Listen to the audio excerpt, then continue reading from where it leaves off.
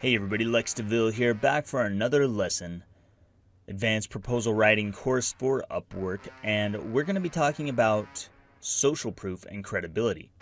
So these are just kind of some, add-ons, modifiers for your proposals that are going to strengthen them. It's going to make it stronger. It's going to make you look and feel more like an authority to the client. And what that translates to is you're showing them that you're the person that can get the job done. This is how you show them. It's not telling them you can do the job. It's not saying, I have a degree in creative writing, therefore I can write an amazing novel.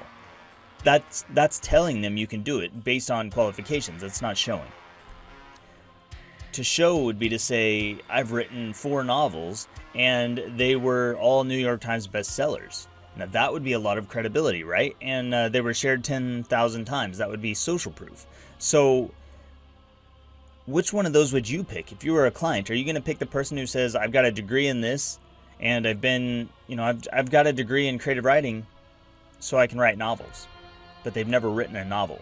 That doesn't tell you they can do the job. It just tells you they want to do the job, which isn't what you want. You want somebody who can get the job done right, and you want somebody who can help you make money or help you accomplish whatever goal it is that you as a client are trying to accomplish. So whenever you hear someone say they've actually done that thing, or they have experience in that in some way, shape, or form, or they have some other credibility markers, that helps a lot. Or if they say they've written novels that got shared by a lot of people, that's social proof. And that just builds up your credibility, it builds up your authority status, and it builds up your legitimacy as a freelancer. So social proof, let's talk about the difference between social proof and credibility. So social proof is it would actually be considered a credibility marker. So credibility would be the high level thing, and then you would have social proof under credibility as a credibility marker. There's many credibility markers, and then there's many social proof markers. You could have social proof could be getting a whole bunch of shares. So if somebody shares your Facebook post or your YouTube video and it goes viral and you get 1 million shares, that's a lot of social proof. If you are a video editor and you got 1 million shares on a video, that's proof that you can get a video to go viral. So that's powerful stuff. Or if you made a video but it was for a client, and so you don't directly have an example of that, but the client posted it and that got 10,000 shares, that's still virality, it's still social proof. Social proof could be testimonials. It could be clients saying good things about you. It could be reviews on your portfolio, on your Upwork portfolio, that are 5-star reviews and they've left you some glowing text in there saying this guy is the greatest ever, he did really good for us. That's social proof. It's other people backing you in some way, shape, or form, backing you up, saying that yes, you are credible or you are an authority. Now you don't need them to say that, so you don't actually need, you don't have to have reviews to create social proof. You don't have to have the past client or another person directly saying that you are the best thing since sliced bread. You can actually just reference those people. So you can reference a past client by saying, I worked with a client that needed something just like what you did, and I delivered the work, and that client loved it. In fact, he loved it so much, he gave me more work, and he actually sent me some referrals, and I started working with some of his friends. Now, notice what we're doing. First of all, we're talking about having worked with a client on a similar job, so that's social, right? Because we've already worked with a person on something like this, and that person liked it, so they gave us more work. So that's more proof coming in from this person. You can name drop the client if they're a big celebrity. That kind of helps add some proof to your social proof. It kind of adds some oomph to it. If you can say, I worked with, who's a good person? I don't know. I wrote part of Tony Robbins' novel. If I name drop like that, that's a big social proof marker, and it's also a big credibility marker. But if I say I worked with past clients on something similar, and then I say that client referred me to his friends, he's sharing me with his friends. We're getting more social proof. And I worked with those people and they gave me good reviews also. That shows the client that I've not only done some of the work, but the people liked it. And this doesn't even have to be paid gigs. It could be free work that you've done that other people liked. And you're not actually sending the client to them. You're not giving them references to go check out. You're just saying, yeah, I worked with this person and this was the result. If you don't have any social proof, then you may need to look to other credibility markers to kind of back you up. And I tend to think that like the more credibility markers you have, the better. You don't really just need social proof. I just like to mention that one because it's often an easy one that a lot of freelancers have because you've already worked with people. Credibility markers, there's a lot of stuff that can prove that you are a credible authority. What might prove that to a client though? We have to look at what is relevant to the client and the job that they're needing done. So if the client needs a creative writer for romance short stories, valuable credibility markers might be that you've written 25 romance novels and that 10 of those were werewolf romance short stories.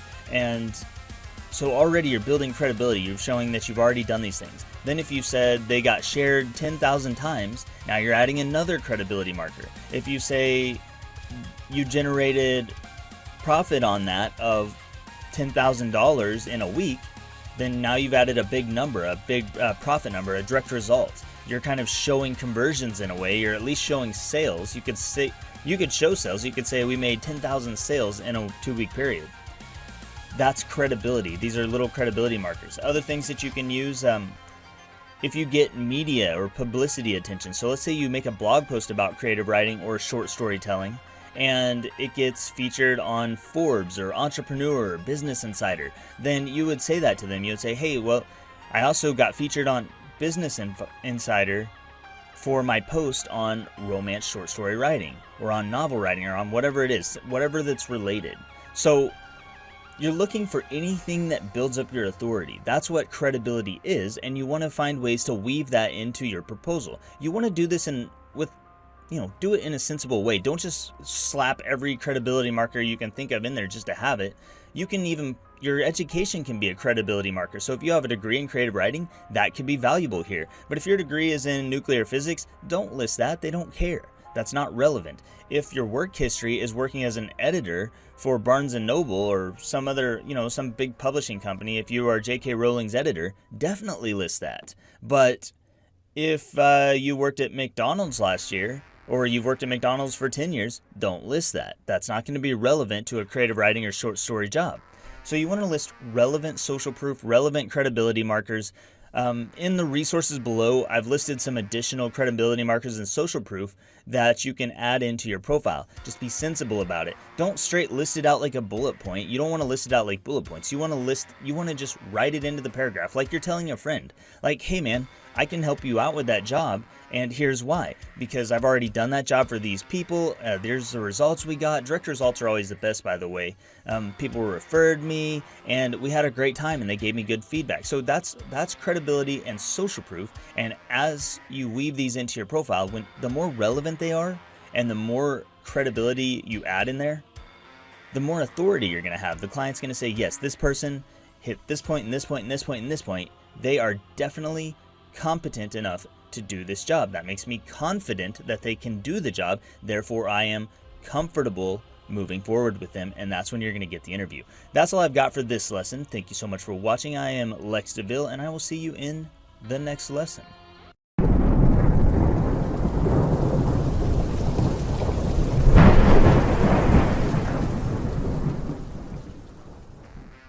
Hey everybody, Lex DeVille here, back for another lesson in advanced Upwork proposal writing. This lesson is going to be talking about clarity questions. Gosh, almost forgot for a second.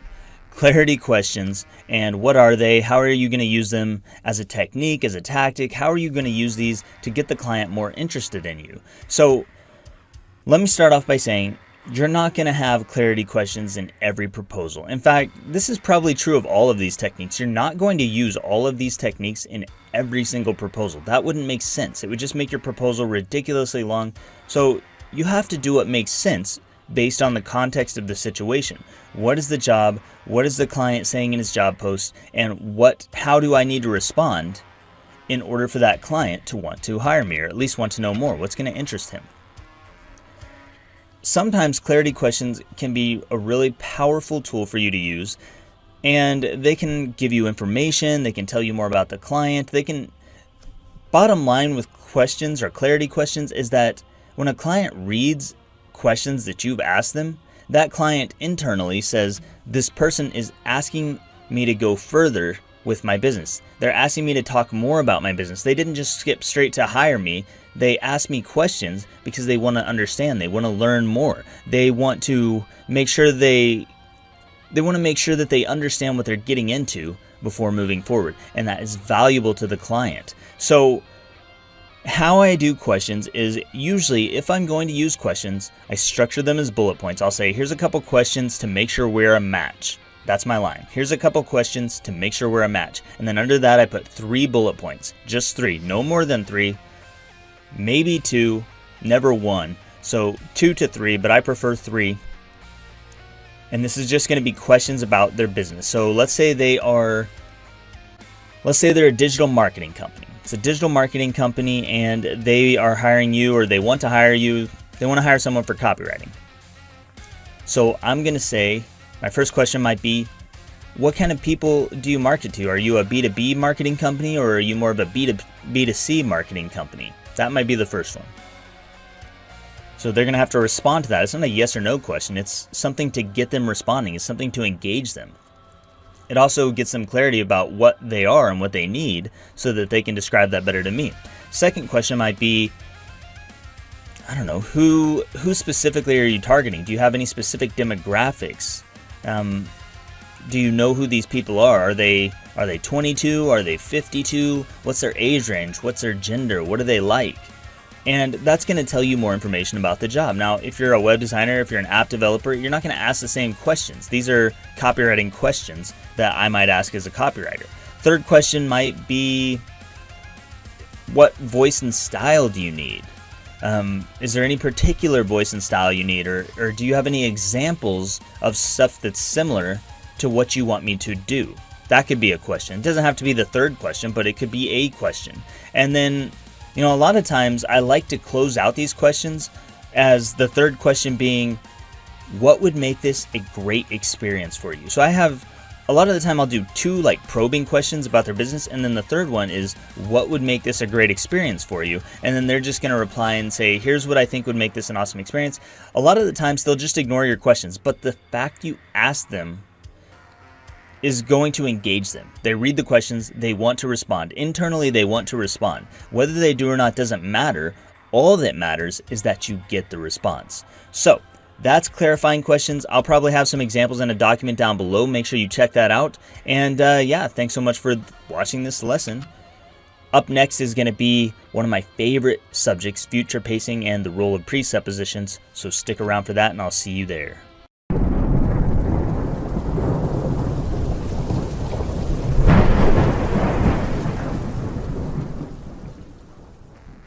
Hey everybody, Lex DeVille back for another Advanced Upwork Proposals lesson. This one's going to be talking about scarcity and limited time offers. So scarcity and limited time offers, you'll hear these all the time in copywriting. They're pretty common in terms of tactics and techniques, influence and persuasion.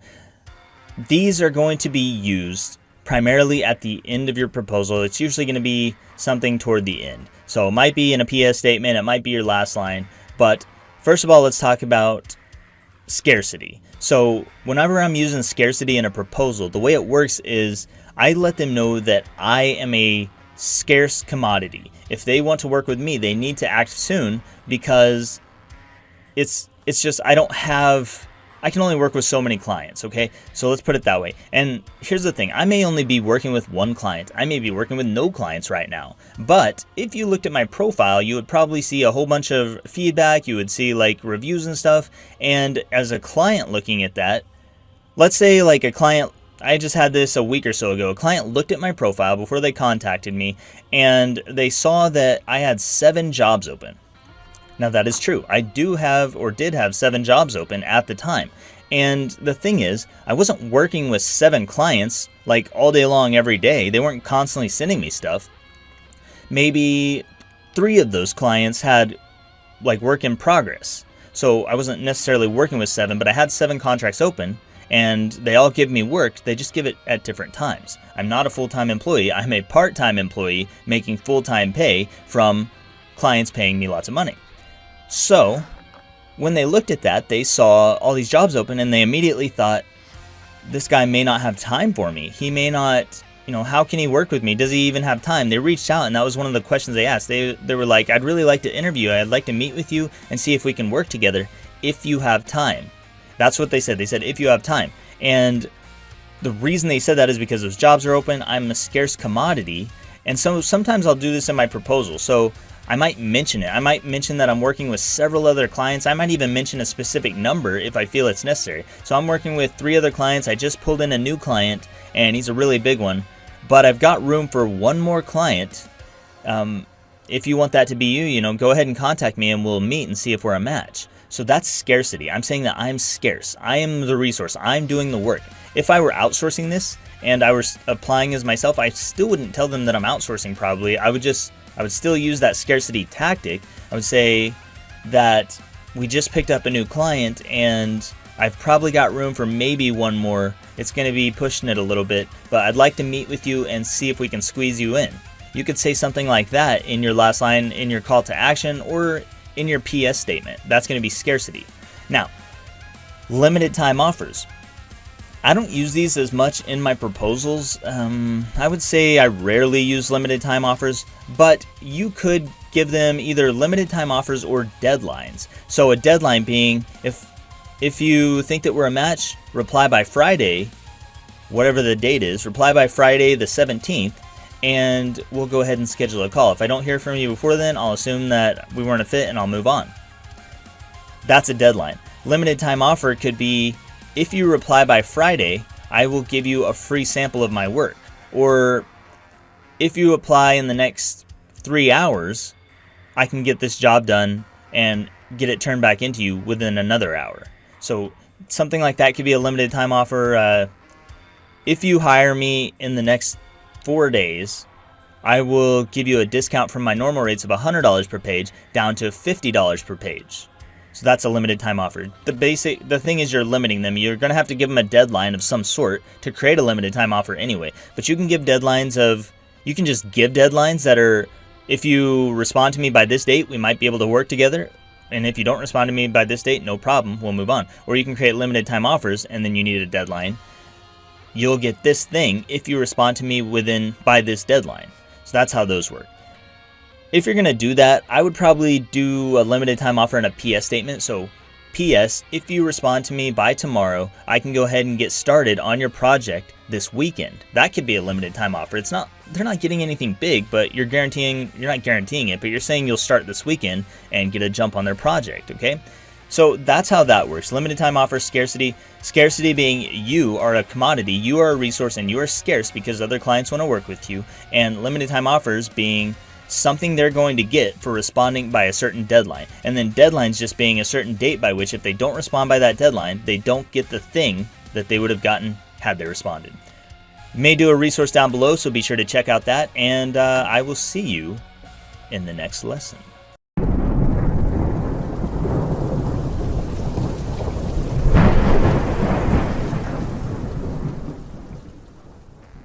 Hey everybody, Lex DeVille here, back for another lesson in advanced Upwork proposal writing. So this one's going to be about storytelling in your proposals. How are you going to do that? Is it even useful for you? Should you be telling stories?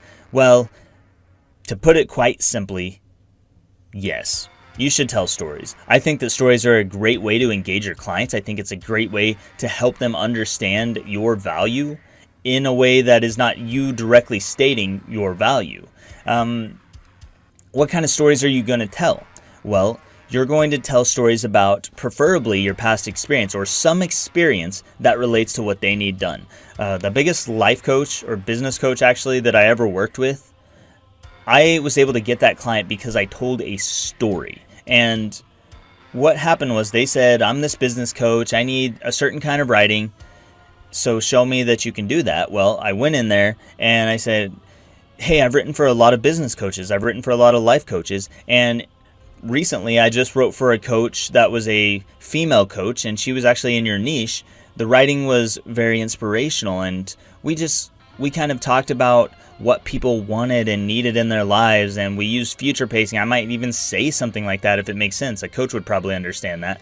I just went into the story, and all I'm really doing is just recounting the story of an experience I had with a past client. It doesn't have to be Harry Potter level storytelling, okay? It's not like that. This is just tell the story. Tell the story of what happened with a past client and how it went well, how it worked out well. So I worked with a client who was a coach. She was a female coach just like you, and she was worried that I wasn't going to be able to capture her voice and style because she's a female and I'm a male.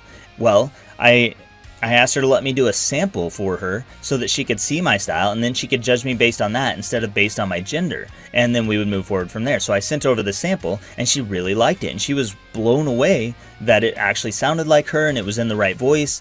And so we moved forward from there, and then we worked together for over 2 years. And we had a great experience. So this client, who is a coach, is listening while she's reading from my proposal. She's reading an experience about me working with another coach who is also a female coach who is dealing with the same questions that she has about me being able to capture that voice and style because I'm not the right gender, but I'm not the same gender. I'm not a female. So she has questions about that. Could this guy actually capture that voice and style? Well, I've just told a story about a past experience with a very similar client, and now the story is connecting with my client, the new client, in her mind. So she's working things out on her own. She's saying if he could do it for that lady and she worked with him for that long and the experience was that good, well, at the very least, I should give him a chance and maybe he can write a sample for me. And that's exactly what happened. I ended up writing a sample for her. I used her style and stuff after that, and she loved it, and we moved forward. There's different kinds of stories you can tell. It doesn't have to always be about a past client. It could be about a life experience that relates to what the job is. So if you are, let's say you're doing, I don't know, they need persuasive sales copywriting, and you don't necessarily have past client experience, but you have past sales experience working at a car dealership, or in my case, I did it with collections. I used to work collections, and that's not sales writing. I'm not doing copywriting, but I say I am a writer, or I'm a persuasive writer, and I have a background in collections where I used to use, reciprocity and concessions to increase the collected amounts for a legal office I work for. So we used to collect only like $50 at a time, and when I started applying reciprocity and concessions, then we went up and we took those $50 per month payment arrangements and we increased them to about $300 per month per person in payment arrangements. That's a huge increase, and that was just through 2 tools of persuasion and influence.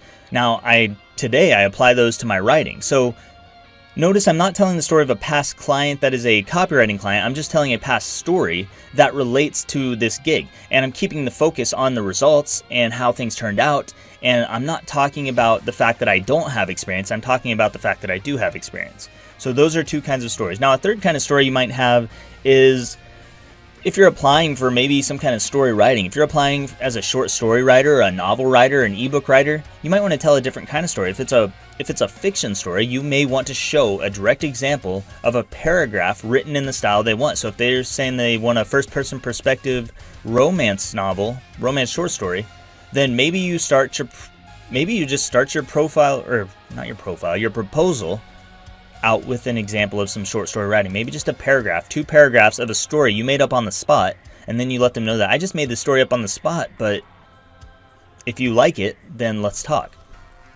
So there's different kinds of stories that you can tell. Vague language and specific language can be very valuable here. If you want to create a really clear picture in their mind, you're going to want to use specific sensory language. That is sight, sound, taste, touch, and smell. You want to weave those into your story. So when I worked with my past client, she was so ecstatic about the kind of writing that I did that she literally screamed at me on our Skype call and almost blew out my eardrums. It was like her screams were so loud, but she had the biggest smile on her face. So first of all, smile. When I say she had the biggest smile on her face, that's a sensory detail. I'm creating a picture of a smile, my client's smile, that the new client she doesn't know the old client, she's never seen the old client, but in her mind, she's creating a picture of that smile. That's what this story is allowing her to do. And she's also got the sensory details of a scream. She imagines a scream happening. So this is the way stories work. We are taking the person internally in their mind. They're going deep inside their mind. They're creating this experience that the story is telling, and then they're giving meaning to that experience. So the client hears this experience about a good experience I had with a past client, and then she creates that in her mind as meaning. The meaning that she applies to that is that she is going to have a good experience.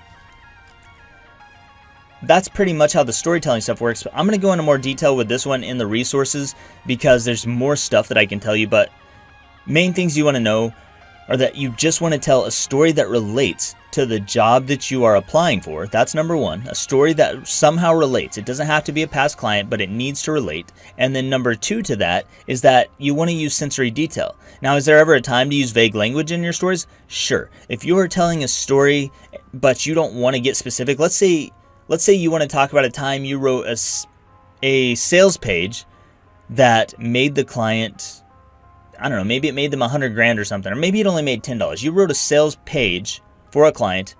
It made them $10 in sales, $10 $1 sales. So maybe it made them $101 sales. I don't know, whatever it is, it's a low amount. The dollar value is low, so you don't want to tell that to the new client because she's going to be like, whoa, that didn't make very much. So you're going to say, yeah, I wrote a sales page last month and we converted a high number of people.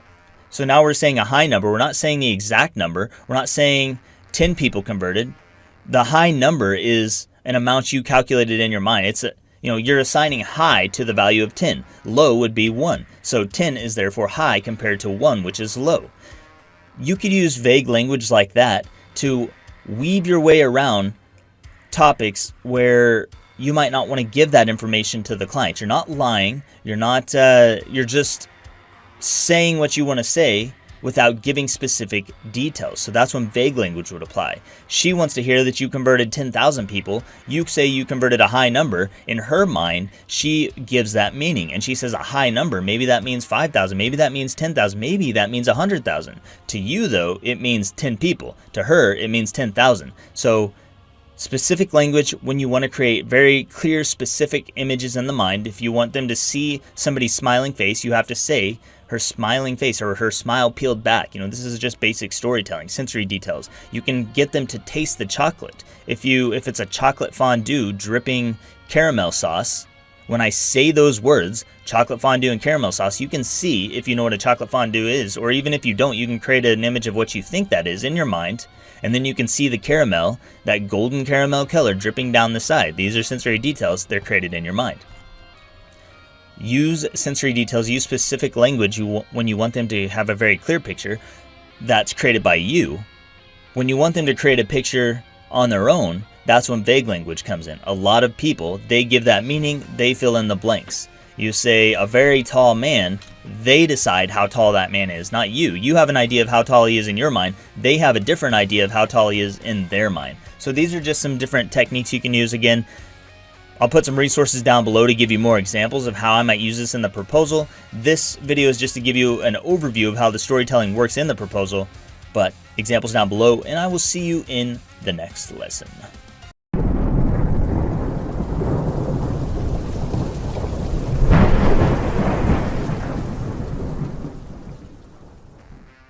Hey everybody, Lex DeVille here, back for another lesson in advanced Upwork proposal writing. This lesson is going to be talking about the length of your proposal. So there's a lot of different thoughts on this. There's a lot of thoughts about, should I make my proposal long? Should it be short? Should it be something in between? How do I know how long to make this proposal? And I've got a few thoughts on that. I've tried a lot of different stuff, and hopefully this will help you. The main things that I can tell you, there's two things that I can tell you that I've tried.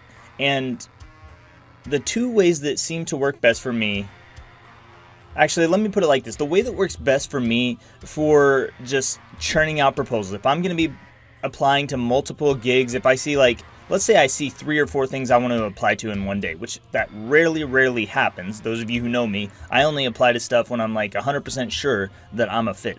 But let's say I'm applying to 3 or 4 proposals today. The length of my proposal, I'm going to want to keep it short. I don't want to spend hours and hours and hours writing proposals if I don't have to. Now, I'm not against spending hours writing a proposal if I think it's worth it. But you don't have to.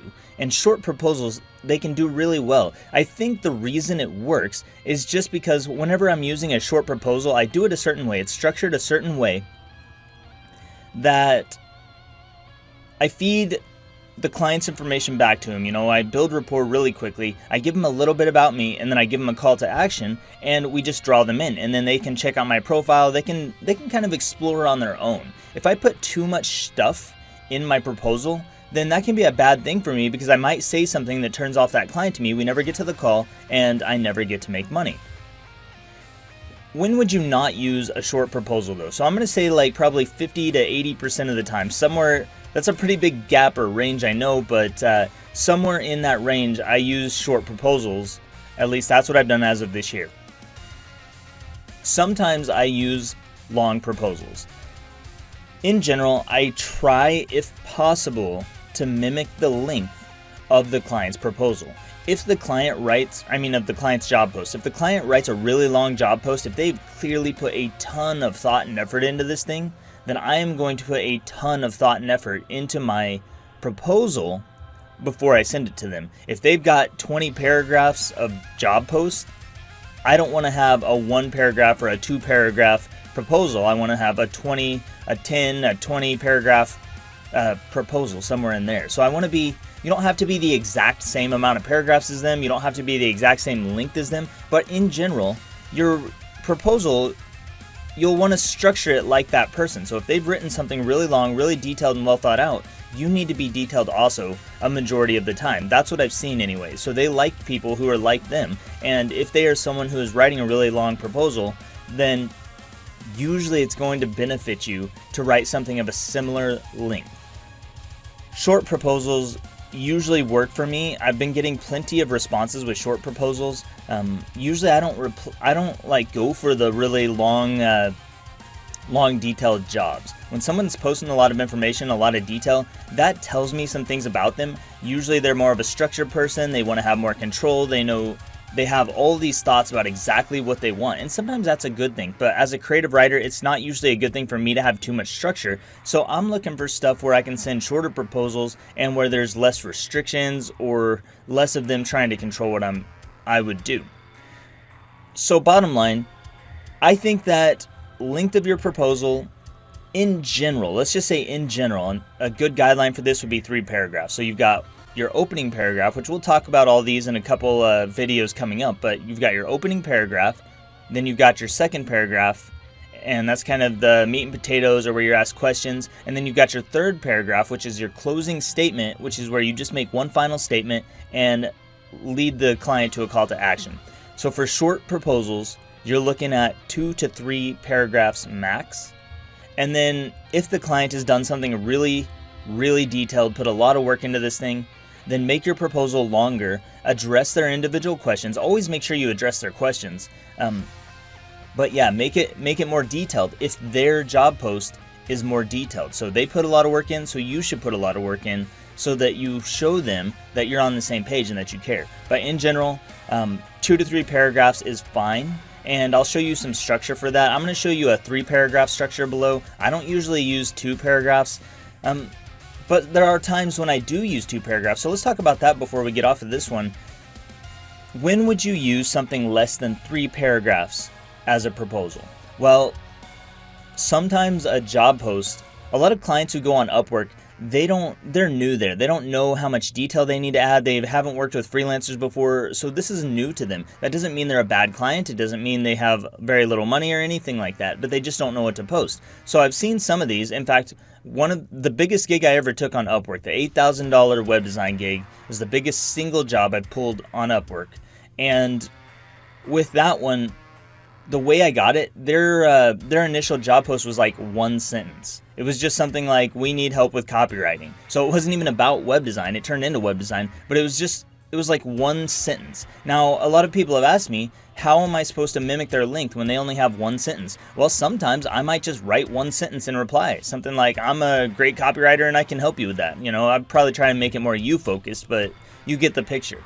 But when they write something that's 1 sentence or 2 sentences or very, very short job post, it's okay to write 1 to 2 paragraphs just keep it as short as possible. So you don't have to be the exact length as them, but you probably don't need 3 paragraphs, maybe just 1 paragraph and then a call to action. Bottom line, keep it short when possible so that you can save yourself time, because you're going to be sending multiple proposals. You don't want to spend 2 hours on every single one. But if you find a job that's worth it and it's a really detailed job post, go ahead and take your time writing out something longer. It can be 5 paragraphs, it can be 10, it can be 20, whatever it's going to take to show that you're you focused, that you paid attention, and that you cared about the client enough to put in the effort so that they want to give you the job. That's how you're going to get hired. That's my thoughts on the length of your proposal, and hopefully that helps you out. We'll talk about it a little bit more in the next lessons.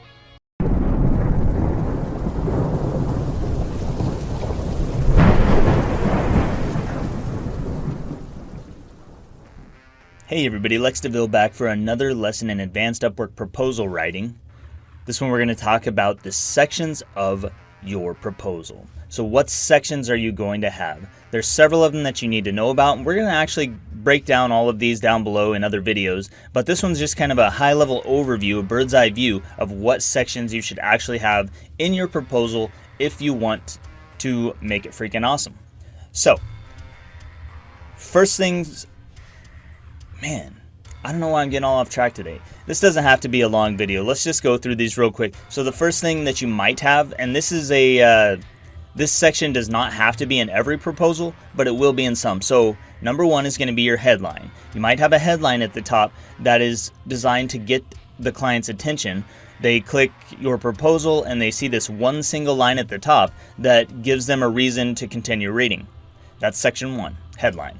But that could be section 0 because you may not have a headline. Not everybody's going to use those. Some people will.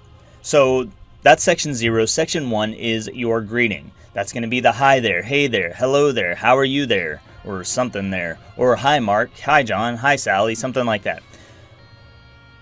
That's your greeting. That's section 1. Section 2 is going to be your first paragraph. And your first paragraph is going to be your you-focused paragraph. That's section 2. So headline, greeting, first paragraph, which is you-focused, second paragraph, which it can be more me-focused, but really it's just about showing the client how you can help them, how you are an authority, or asking them questions that they will want to respond to. So that's section 3. So headline, greeting, paragraph 1, paragraph 2, and then you've got paragraph 3. So 3 paragraphs. The third paragraph is your closing statement, and that's going to lead into your call to action. So that's your next section. And then you've got your signature down at the bottom, which is going to be where you're closing things out. You're saying kind regards, Lex DeVille, I don't know, sincerely, John Smith, whatever else you might say there, chat soon, Neo from the Matrix, something that you're going to put down in your signature, but that's going to be another section. And then your final section, and this last one you may or may not have, is going to be your PS statement. And the PS statement is just a little bit of information at the end telling the client some last final thing. It could be adding some little bit of last value, it could be stating your rates, it could be a whole bunch of different things. But those are the sections of a good proposal. Headline, which is 0. You've got your greeting, that's 1. You've got your intro paragraph, that's 2. Your second paragraph, the one that's more me focused, that's 3. You've got your closing paragraph, closing statement, that's going to be 4. Number 5 is going to be your signature, and number 6 is going to be your PS statement if you have one. That's the sections of a pretty solid Upwork proposal template. That's going to get you, if you write it with a you focus, if you focus on showing them how you're an authority and how you can help them, that kind of proposal is going to get you a lot more responses from clients. So that's all I've got for this lesson. Pretty short one, pretty simple, but like I said, we're going to break down each of these sections in another video below to give you a little bit more detailed look at these so you can start writing them on your own and getting better responses. That's all I got, and I'll see you in the next lesson.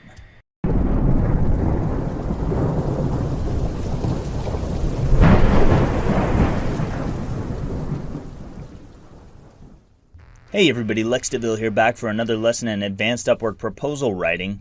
We're going to be talking about headlines in this video. So what is a headline? When would you use it? And what kind of headline should you even use?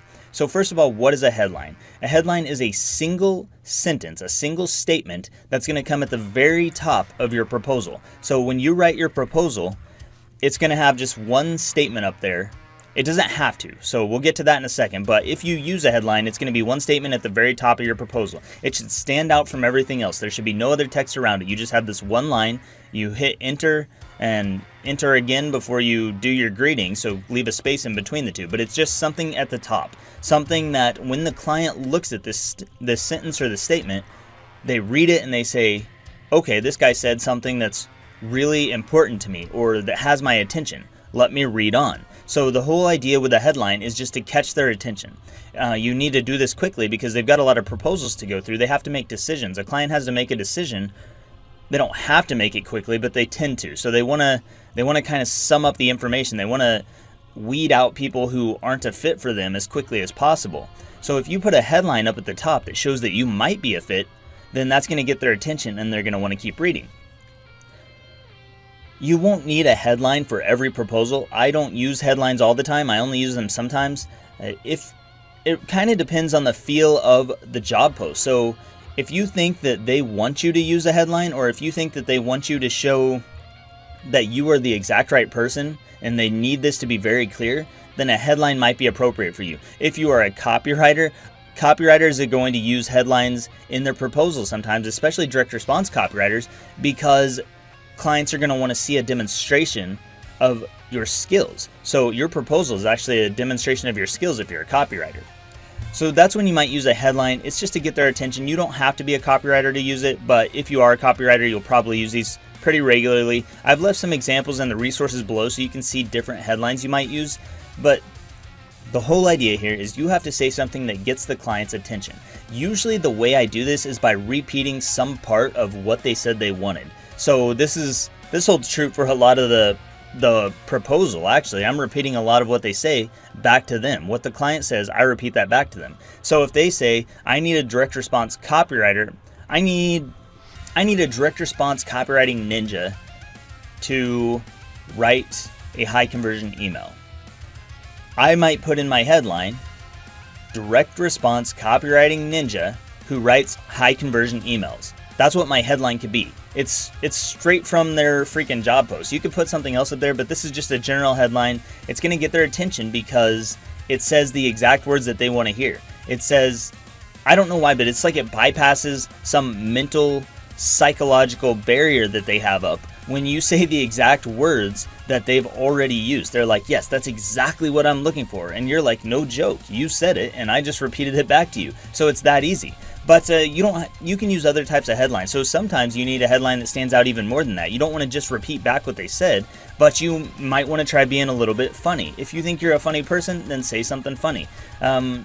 Direct response copywriting ninja, and I shave my armpits. It's something stupid, but it catches their attention. They're like, oh, that got my attention, and he's a direct response copywriter. Boom. Or you could say, I don't know, high profile web designer and dog lover. It's not really that funny. It's just kind of quirky, okay? It's like quirky. It's something that stands out to them. App developer who likes long moonlit walks on the beach.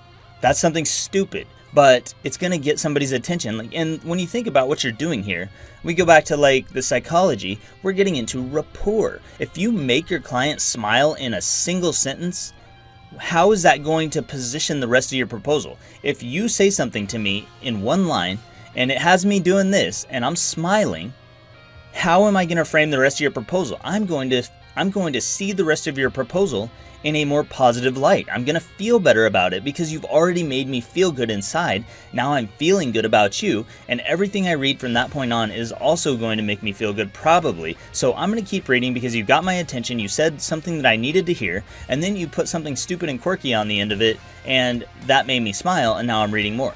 Now, there's two main kinds of these that I use. So like we already described, there's just the basic serious one. It's just repeating their own words back to them. And then the other one is just quirky. It's being quirky, it's silly, it's just something that you say that's kind of off the wall that makes them do a double take. They see it and then they're like, they make that face that people make when they're doing a double take. And they're like, what did this guy just say? And then now they have your attention, or you have their attention, and they're going to be more likely to move forward with you because you've said something that made them smile, or at the very least, you said something that got their attention. The whole goal here is to get their attention, get them to read the very first sentence of your proposal so that you can draw them down to the next sentence. And then that sentence carries them down to the next one. And then that sentence carries them into the second paragraph. And before you know it, they've read your whole proposal and they're ready to move forward with you. That's how it works. That's the art of headlines. They're very simple. You won't use them every time. Only some of you are going to use them some of the time. But I would definitely test them out. No matter what skill you offer, no matter what niche you're in, test out headlines, see if anything sticks or if anything gets results for you, and if it does, use it. Otherwise, you don't have to. It's not a requirement, but they can work really well. That's all I've got for this lesson, and I'll see you in the next one.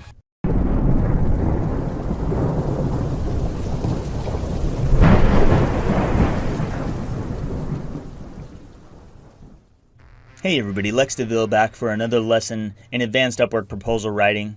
In this one, we're answering the question, how should you greet the client? You would think that this should be a really, really simple thing, just to write a greeting. But so many people mess this up, and it totally throws off your proposal. So whenever I get proposals in, people are applying to my gigs, I look through these and the greeting drives me nuts. First of all, the number one rule that you should know is if you can find the client's name, use their name, okay? They want to hear their name, especially in a lot of my job posts. I'll write the job post and then down at the end I'll say sincerely Lex or something like that. I have a signature and I put my name in it. And I do that for a reason, because I want to see who paid attention to my name and who will put that in the greeting. Because if they don't put my name in the greeting, I know that I probably don't want to work with that person. They don't pay very good attention to detail.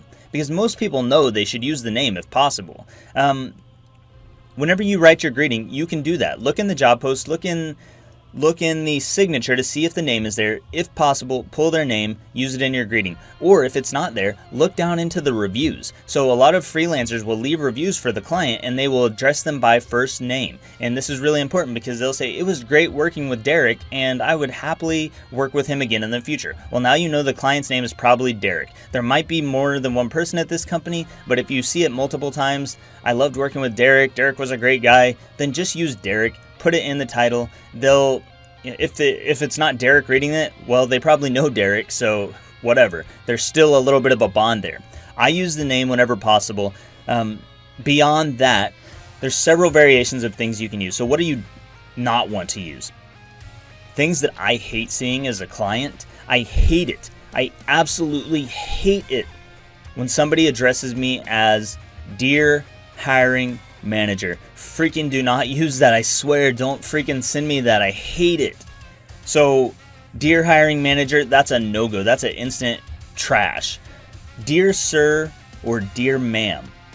Dear Miss. Anything with dear, really. Don't use dear if you can avoid it. The only time that dear might be appropriate is if you know that this is a huge company, they are hiring a full-time employee, they're not even looking for a freelancer, they're hiring a full-time employee, and you don't know the name, then maybe Dear Hiring Manager, and especially if there's an indication that there is a hiring manager, then maybe it's appropriate. But very, very rarely, and I don't know that I've ever used the word dear anybody in a proposal. I don't recommend it. I trash those when people send them to me, just so you know. If somebody sends me that and it says dear anything, I usually archive those people immediately and they don't get hired. So what should you use? Well, there's a lot of variations. In the resources below, I've attached different examples of greetings I use and when I use them, so what kind of clients I use them for. Mainly, you can just keep it simple. If you don't know their name, something like hi there or hey there or even just hello. Now, hello, that's not as powerful to me. I like hi there and hey there. But you just have to pay attention to what feels right for the job post that you're working on. Let's say it's somebody who their job post seems high energy, they seem quirky, they're working on something kind of fun. Then I might write hi there and I put an exclamation point and it changes the way it feels for the client. If I just put hi there and I put a comma, it feels slower, it feels more formal, it feels more boring. But with an exclamation point, it feels more quirky, it feels more casual, it feels more fun. So these are things to think about. Your greeting is something so small, but it can have an impact on how the entire proposal is viewed by the client. If it's just something like, if they said they need a direct response copywriter for their marketing agency to write emails, I might write, hi there, comma, because it's not fun and quirky. It's just a serious business, so I can just be semi-formal. I don't have to be super formal with dear whoever. I can just be semi-formal. Hi there, or hey there, comma, and then go straight into the first line of my paragraph. So greetings are simple, but just use their name if possible. So hi John, hi Mark, hi Sandy, hi Cindy, whatever their name is. Use that if possible. If you can't use that, use something semi-formal for most of the time. And if they're really fun and quirky, use something with an exclamation point. You could even go way out there. You could try using like yo and an exclamation point. I don't recommend that unless they're really quirky. What's up? With a question mark and an exclamation point. Something like that could be all right if it's a really quirky and fun type of job post. But if it's something more serious or structured, or they're just a general business, something like hi there or hey there is probably your best bet, or hello. But hello is kind of boring to me, so hi there or hey there with a comma, that's going to be your best bet most of the time. That's all I've got for this one, and in the next lesson I think we're talking about the first sentence, how to write the first sentence of your proposal. Alright, here we go, and I'll see you in the next lesson.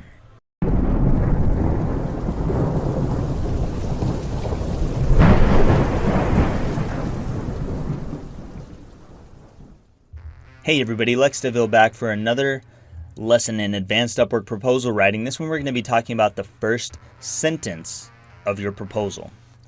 The first sentence of your proposal is incredibly important, and everybody blows this. This is where everyone blows it. We've talked about you focus, we've talked about all the different tactics and techniques. The first sentence is where it gets blown. It's not the first paragraph. It's not the whole proposal. It's the first sentence. You have approximately 11, maybe all the way up to 20 words. It just depends on how long you write your first sentence. There's no right or wrong length. Maybe depending on the kind of style that the client expects from you. If they expect a direct response style or something quick and actionable, then you need to keep it short. But if they are looking for someone to write ebooks for them, it might be okay to have something a little bit longer. The number one thing that you don't want to do in your first sentence is talk about yourself. Okay, you do not want to talk about yourself. You do not want to start with the word I. Do not start with the word I. If you start with the word I, you're done. Going beyond that, you don't want to talk about your education, your experience, your work history, your certifications. Don't talk about any of that stuff.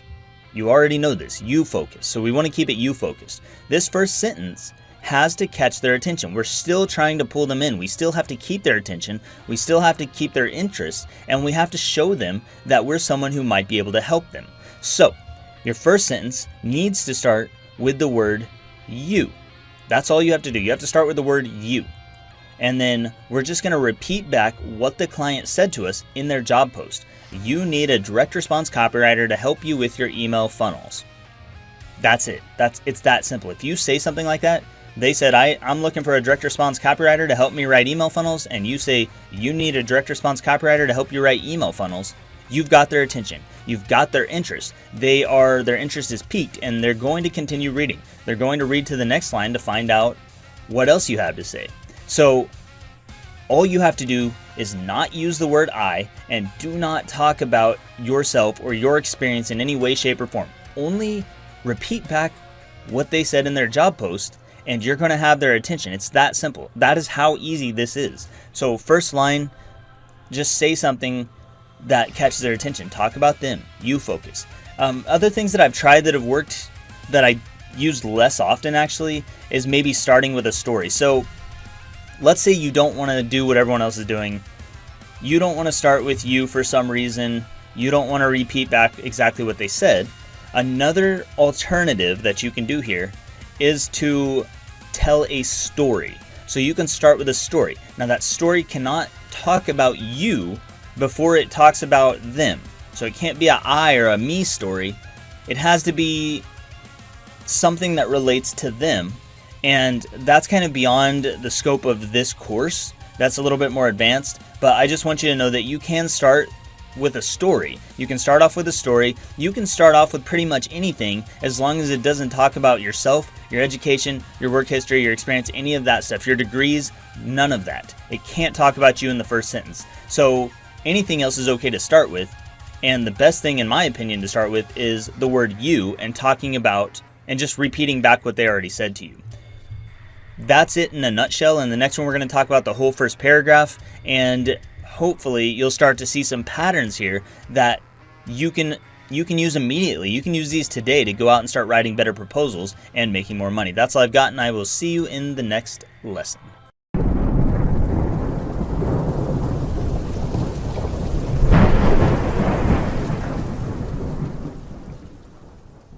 Hey everybody, Lex DeVille back for another lesson in advanced Upwork proposal writing. In this one, we're going to be talking about how to write the first paragraph of your proposal. So the first sentence, we've got that out of the way. It's pretty easy, right? You're using a you focus. You're starting with the word you. You're repeating back exactly what they said they needed. That's going to have their attention and interest all on you. Now, moving into the rest of the paragraph, first of all, how long should it be? Second of all, what should you say? Well, the length, in my opinion, usually I go 2 to 3 sentences. So I will just say that to start off with. 2 to 3 sentences for your initial paragraph. And what are you going to say? All you're going to do is repeat back more stuff that they said in the job post. So the first sentence, you said you need a direct response copywriter to help you with your email funnels. The next sentence, you might say you need someone who can start immediately and who can deliver high quality work on a deadline. Maybe that's something else they said, right? So they said, I'm looking for a direct response copywriter to write email funnels, and I need someone who can start immediately and produce high quality writing on a deadline. You're just repeating it back to them. You can do this with 2 sentences. You can do it with 3 sentences. You need somebody who can use spell check and check for plagiarism on their own in a timely manner. Or you need somebody who has a lot of experience working with high profile clients. That's it. So it's just you focus. The more you that you put into the first paragraph, the better it's going to come across. You, meaning you focus on the client, not yourself. So that is you focus. You need a web designer to create a powerful website for your high heel business. You need somebody who can start right now and finish the project within 1 month. You need someone who can give you guidance about what designs are going to work best in order to get the most conversions. There you go. There's 3 sentences right there. And it's all about them. It's all about what they need. It's all pulled right from their job post. It's that simple. Nobody gets this. I don't know why so many people miss it. But if you just repeat back what they say from their job post, you're going to have their attention. You're showing them that you can give them exactly what they want. So that's really all I do. That's like the core of my training. The core of my proposals is just a you focus and repeating back to them in the first paragraph what they want to hear, because it's what they wrote in their job post. So the second paragraph, it's a little bit different, and we're going to talk about that here in just a second. But for now, you know that first paragraph, you focus, 2 to 3 sentences, keep it short, sweet, repeat back to them what they want to hear because it's what they said in the job post. And if you need some examples, there's a resource down below. I uploaded a PDF for you, so there's some examples of how to do this in there. Make sure you check that out. And that's all I've got for this lesson. Next lesson, second paragraph. See you there.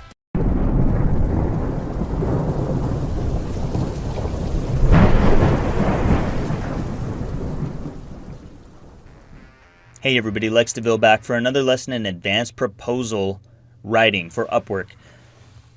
This lesson we're talking about paragraph number dos, the second paragraph. What are you going to put here?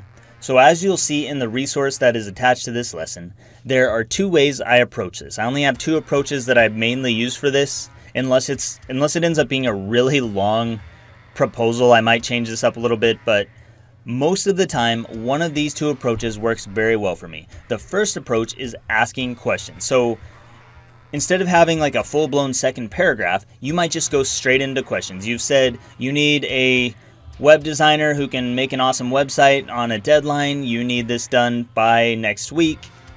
That's your first paragraph. Now your second paragraph is, to make this happen, I've got a couple questions for you.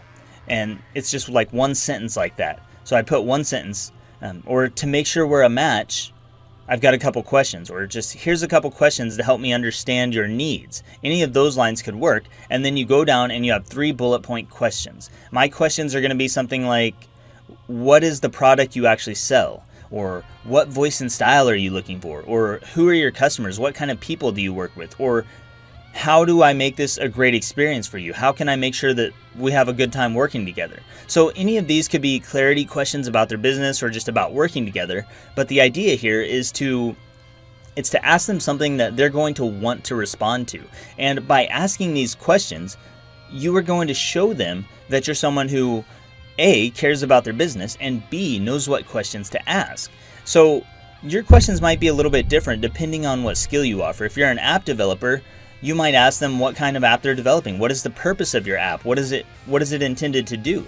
Is there any specific platform that you want to build on? Do you want this to be a Java app, a Python app, a Ruby on Rails app? I mean, does that matter? They might not have thought about this yet. Maybe they don't even know. So you, just by asking that simple question, show your expertise in a very simple way. You're demonstrating your expertise very succinctly because they realize, I don't know what kind of app, I don't know what kind of platform it should be built on. And then that makes them want to ask you, what do you recommend? What kind of platform would you recommend building on? Which positions you as what? As the expert. Because if you're advising them on what platform to use, then you are in the expert position. That makes you an authority. That makes them want to work with you because it proves to them that you're someone who can theoretically help them with what they need to get done. So questions can be really powerful. Ask open-ended questions. That means that your questions should not have a yes or no response to them. You should ask something like, what kind of people do you work with? Or what kind of people do you sell to? That they're going to respond. Assuming that they respond and answer your questions, they're going to give you all kinds of information. It's not going to be yes or no. It's going to be like, I work with people who are 18 to 35 years old. That's who we sell to. They're mostly males. They're mostly skateboarders. And they might say a bunch of stuff like that.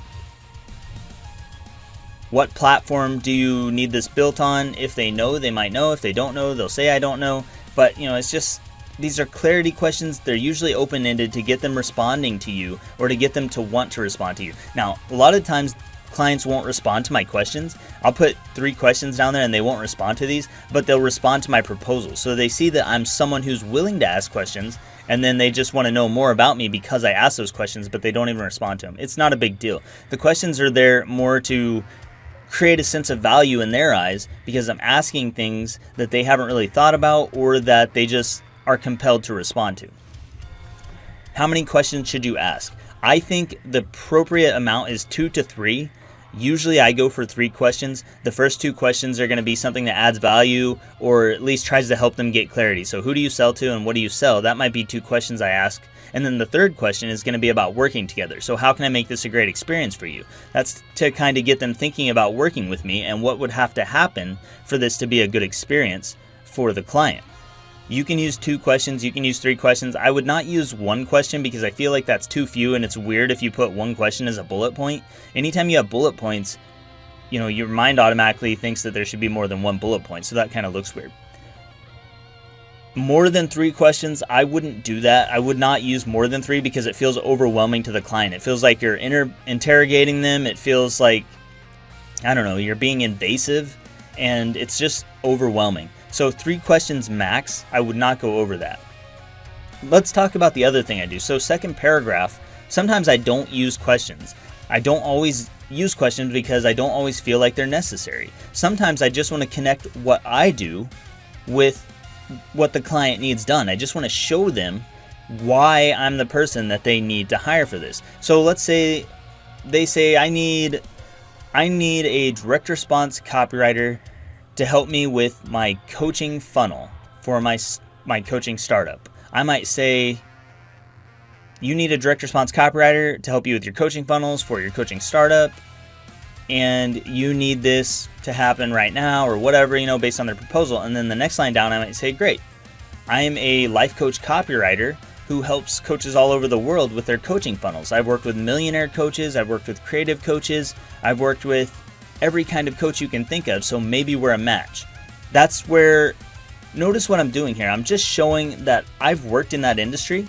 I'm valuable to that industry. I've worked with top level people in that industry. And what am I really doing here? I'm creating credibility. So the first paragraph is all about you focused. The second paragraph, if you're not using questions, you can actually talk about yourself a little bit here. It's okay, as long as you're connecting it with what the client needs. So you have to make that direct connection somehow. And what you also have to do is establish credibility so that you establish authority. So by me saying that I've worked with a lot of coaches in this industry, I've worked with millionaire coaches, I've worked with coaches at every level.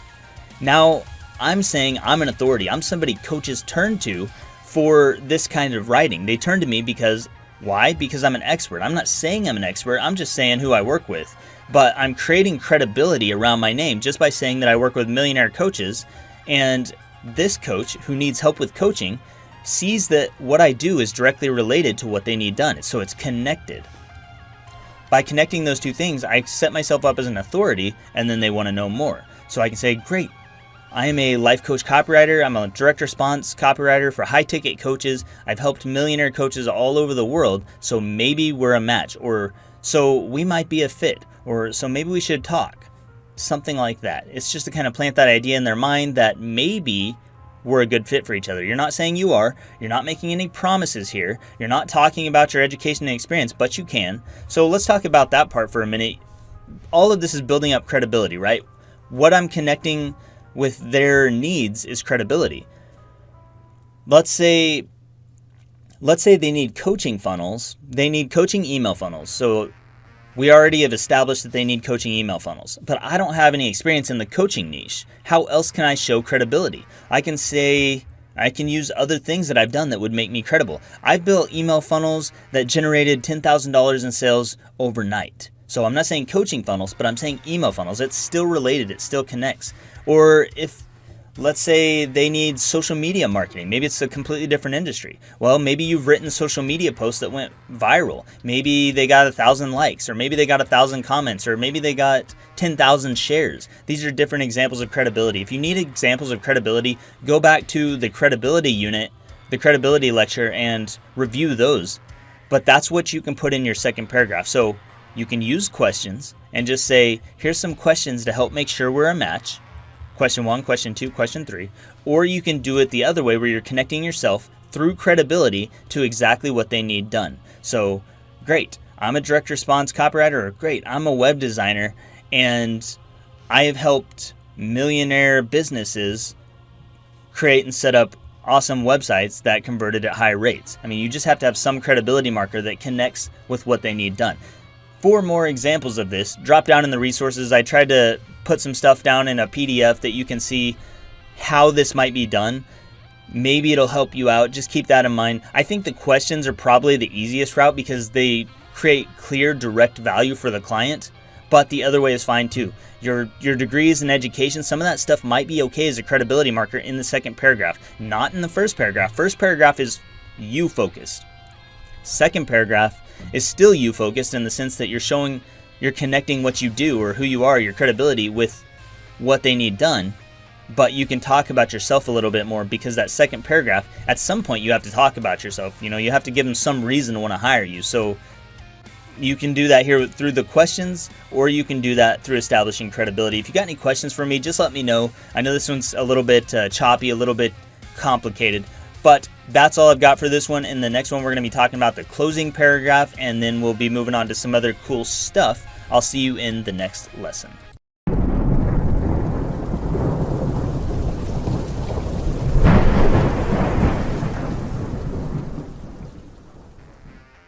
Hey everybody, Lex DeVille here, back for another lesson in advanced Upwork proposal writing. In this one we're going to be talking about your closing statement and your call to action. So your closing statement is going to be your final paragraph. It's a third paragraph usually, sometimes it's your second paragraph depending on the length of your proposal. Sometimes it's your 50th paragraph.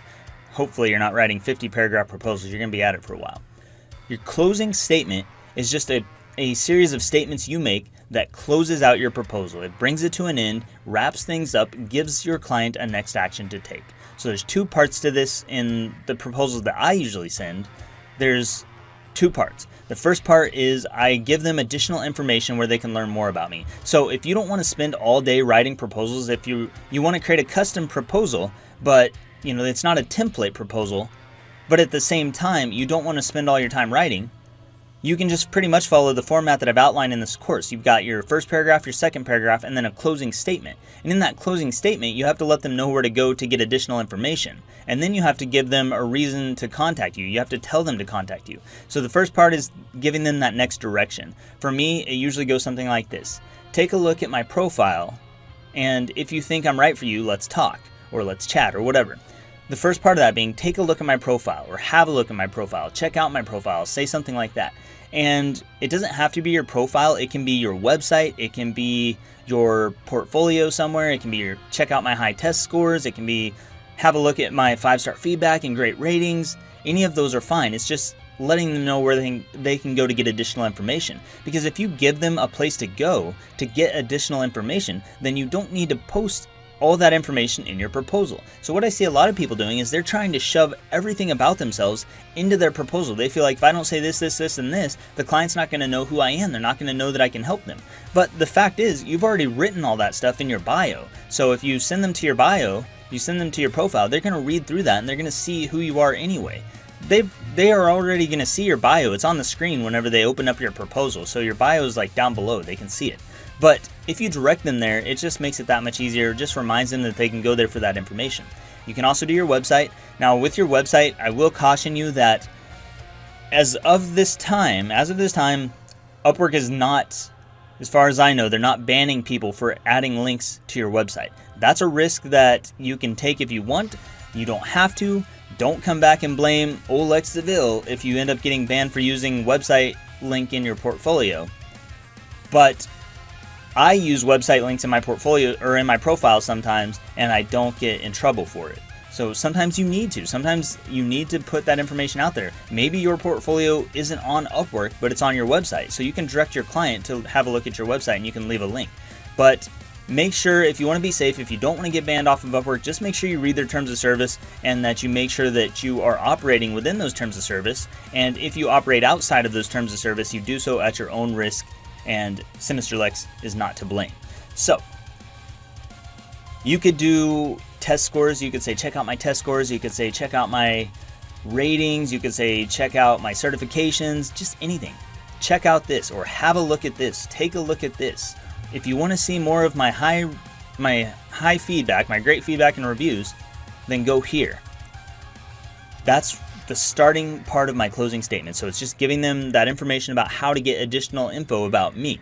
And the second part is saying, if you think I'm right for you, or if you think we're a match, if you think we might be a match, if any of this sounds good to you, if any of this sounds like what you need, then let's schedule time for a quick call, or let's have a quick call, or reply and let's chat. So the first part of that is saying, if any of this sounds like what you need, which it does, it all sounds like what they need because half of it's repeated back to them from their job post. So of course it sounds like what they need, but you're just going to say, if this sounds like what you need, or if you think we might be a match, then go ahead and reply and we'll schedule a quick call. And I like to say a quick call, or usually I say a call. I like to invite them to a call. I like to say schedule a quick call because I want them to know that we need to schedule this. I'm not going to hop on a call. Like if they reply to me in 10 seconds, I'm not going to get on a call in a minute later. We're going to schedule that, and it's going to be either for later today or for tomorrow or next week. We're going to schedule that because that's what businesses do. They schedule calls. You don't have to get on a call, but you do so at your own risk. My experience has been that without getting on a call, you're going to get worse gigs. You're not going to have a very good experience on Upwork, so that's a whole different topic for another time, but I invite them to a call. You're welcome to do what you want, but this is your call to action. So if any of this sounds good to you, that's just prepping them for the call to action. Then you tell them what action to take. If any of this sounds good to you, reply and let's chat. So if you say that, they're going to know that you want to chat with them. They might reply and open up a chat window with you, and that's fine. So it's giving them that next action. The call to action is the next action that they're going to take. So you're calling them to action with that final statement. If you think we might be a match, let's schedule time to talk, or let's chat, or reply and let's talk, or any of those are fine. Just any action that you would want them to take. That's pretty much it. So check out my bio if you think we might be a match. reply and let's talk. Something so simple as that is going to be a really powerful closing statement. It brings it to a close. It feels like a close. They know that you're closing it out, and then you're done. They know what action to take. They're going to take that next action. Not everybody's going to, but a lot of clients are going to take that next action and contact you after you do that. So that's all I've got for this lesson. I hope you found it useful. Again, if you have any questions, let me know. And I think I attached a resource to this one. Hopefully I did. If I did, check it out down below, and I will see you in the next lesson.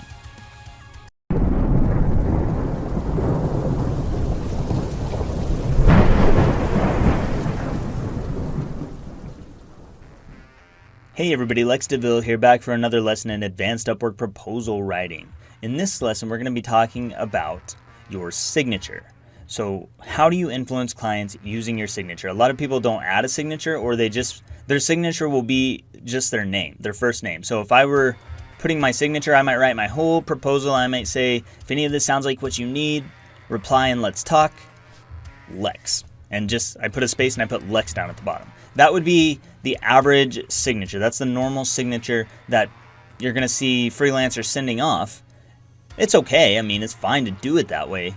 But if you want to increase your proposals, if you want to increase your responses, your interviews, then you need to use this as an opportunity to influence clients. So how do I do that? How am I influencing clients in something as simple as my signature?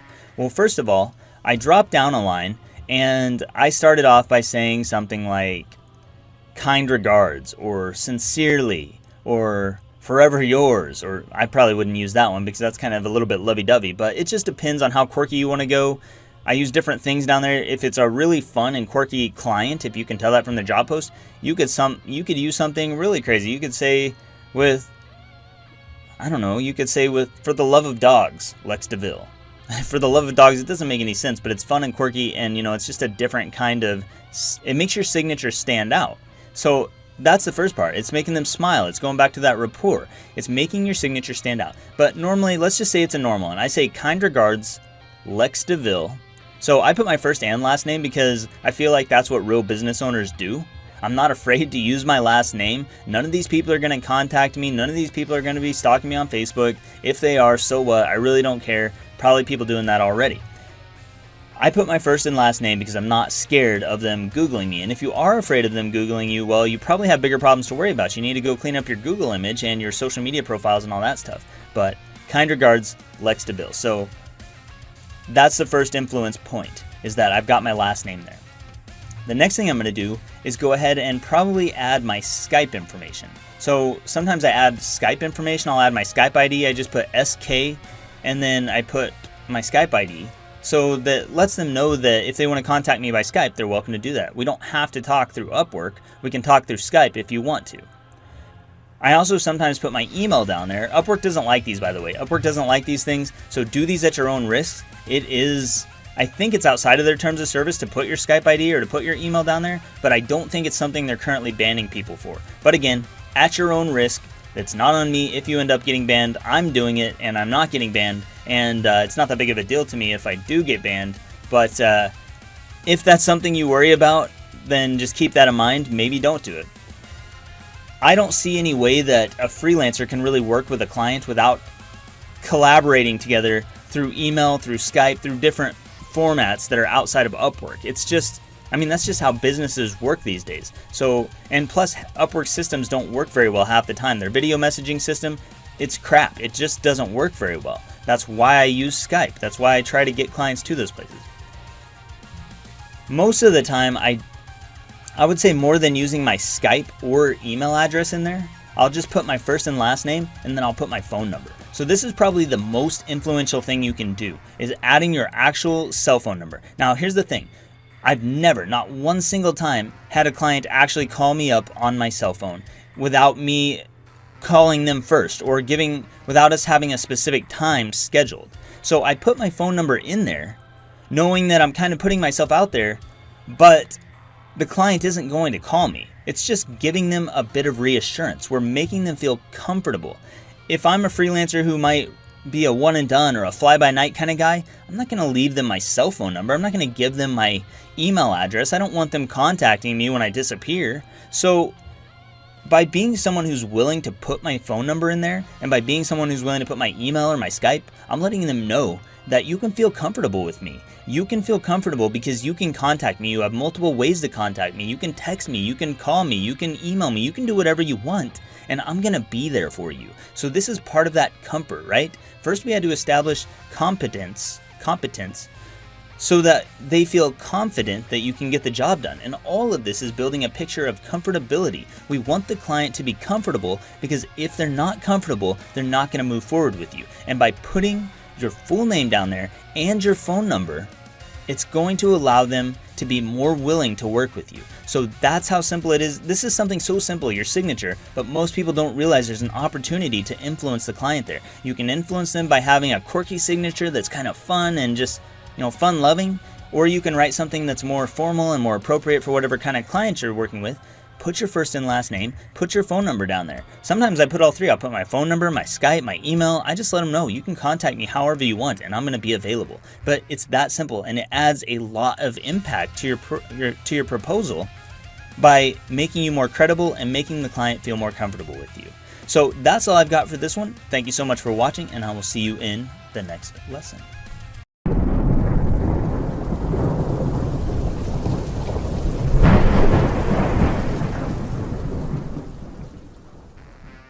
Hey everybody, Lex DeVille back for another lesson in advanced Upwork proposal writing. In this lesson, we're going to be talking about your PS statement. This is the final part of your proposal, the last bit. Well, it might not be the last bit. Sometimes you've got some questions, like the client will ask you questions. You want to respond to those questions if they ask them, but PS statement, for the most part, is going to be the last section of your Upwork proposal. What are you going to put in your PS statement? What do you use it for? A lot of people who have studied copywriting at all are mistakenly believing that your PS statement is only to say, hey, I offer a money-back guarantee. So let's start with what you should not do here. In your PS statement, you should not say anything negative. You don't want to say anything negative. It's an opportunity for you to share some last-minute benefits with the client. You don't want to say anything negative here, because by saying something negative, you plant negative thought seeds in the client's mind. So if you say, if any of this doesn't work for you, or if you don't like any part of this, then I'll give you your money back. You're giving them a subtle, like a subliminal command to not like your work. If you don't like any part of this, you're just planting that idea in their mind. Just by saying those words, you plant this idea in their mind that they might not like what you deliver. So it's already there from the start. I don't want to say anything negative in my PS statement. It's never going to be, if you don't like this, or if you hate my work, or if any of this isn't right for you. I'm not going to say those things, because that would not be effective in a PS statement. So what I am going to do is I might say, I will adjust the product until it's right for you, or I'll modify my writing until it works for you, or I'll give you up to 2 revision rounds. These are just PS statements that you can make. You can make any kind of statement you want down here. It's just last minute information that is beneficial to the client. I always try to put something in there that I think is going to influence them in the direction of giving me an interview. So you don't have to use a PS statement. That's not a requirement. But it's one more opportunity to add a little bit more impact to your proposal, so the client has more reason to work with you. So things that I usually put down here, sometimes I put just information about my rates. I say, I use it kind of as a filter to filter clients out. I say, it's to keep things simple, I offer a fixed rate of $100 per page, up to 500 words with 2 revision rounds. So that might be all I put in my PS statement. And then if they read that and they say $100 per page, what the I'm not working with this guy. I don't care. That's fine. I don't want to work with anybody who doesn't want to work with my rates anyway. But I don't always put that down there. I just do that sometimes when I think that this person's going to be yanking my chain. But if they accept my rates, then great, we can move forward. If not, it's no problem, and we don't have to move forward. Other things I put down there, I'll talk about my revision round. So I might say something like, I'll adjust this until it's right for you, or I'll adjust this with up to 2 revisions, or PS, you get up to 2 revisions to make sure that the content is right for you. Or sometimes I just say something like, PS, whenever we work together, we'll work back and forth to make sure that my writing works for you, or to make sure that you get exactly the kind of web design that you need, or to make sure that your design meets the standards that you've set forth for your business. And it's just last minute information. So your PS statement, You can offer a money back guarantee. Don't get me wrong. You can do that. You can say, I offer a money back guarantee, so you always know that it's safe to work with me. You could say something like that. But I don't like to make money back guarantees. I don't want to guarantee money back and then have to do a whole bunch of work, and then the client decides, hey, I didn't want to spend all that money, so I'm going to ask for my money back. Well, I don't want to give $1,000 back to a client when I've done $1,000 worth of work just because they didn't want to spend the money. So that could be a problem for me. So yeah, just put something down there that is going to be any kind of last minute information that's going to help that client in making that decision to move forward with you. Other people aren't going to be doing this. You're not going to see that many people using PS statements at the bottom of their proposals. I don't know why they don't do it. They just don't. I think mainly it's because a lot of people are either A, using templates, or B, they just don't want to put in the extra effort. But it's really not that much extra effort. It's just one simple line. PS, this benefit. And you just put a benefit down there that's going to help get their attention, get them to want to reach out to you. So money back guarantee, that's okay. If I was going to do a guarantee, I would probably do a satisfaction guarantee. So PS, all of my work is 100% satisfaction guaranteed. I'm not saying that I'll do anything if the client isn't satisfied. I'm not saying I'll do anything, but I'm just saying it's 100% satisfaction guaranteed. It's just a statement to help them feel more comfortable moving forward with you. So that is your PS statement. I hope that helps you in some way. That's pretty much it for the bulk of the proposal writing. I'm going to be adding some resources to this, so there should be a resource down below for this one, and then we should have some examples coming up a little bit later of just proposals I've written in the past that actually got results. So you guys can see actual examples of proposals I've written, some that I've written this year, so you can see different things I've tried, and hopefully those will help you kind of structure your proposal and start writing more impactful proposals that get you more interviews and ultimately get you hired more frequently. So there's a couple sections left, just a couple before we close it out, but I really do appreciate y'all being with me and sticking with me this far. I know that you're going to do awesome, and if you have any questions, drop them down below, or you can always drop in the free Discord chat with me and hang out there anytime, day or night, except for when I'm sleeping, but there's other people there even when I'm sleeping. So that's all I've got, and I'll see you in the next lesson.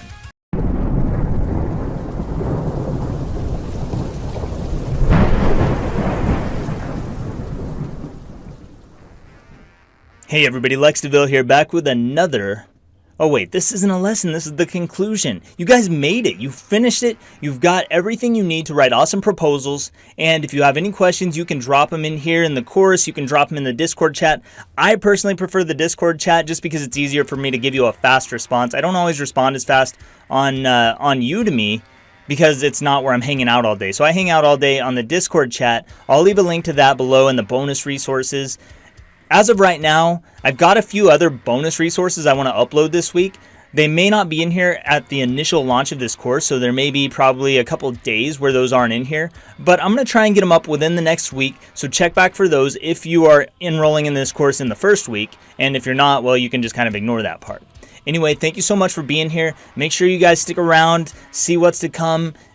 If you have any questions, again, just drop in the Discord chat. It's so easy for me to help you guys out there and give you fast answers. There's freelancers in there. We've got 300 freelancers in there, back and forth, solving problems, making it happen every single day. So you can check that out. You can follow me on YouTube. Do what you want to do. But thanks again for taking the course and just sticking with me. And I will see you later.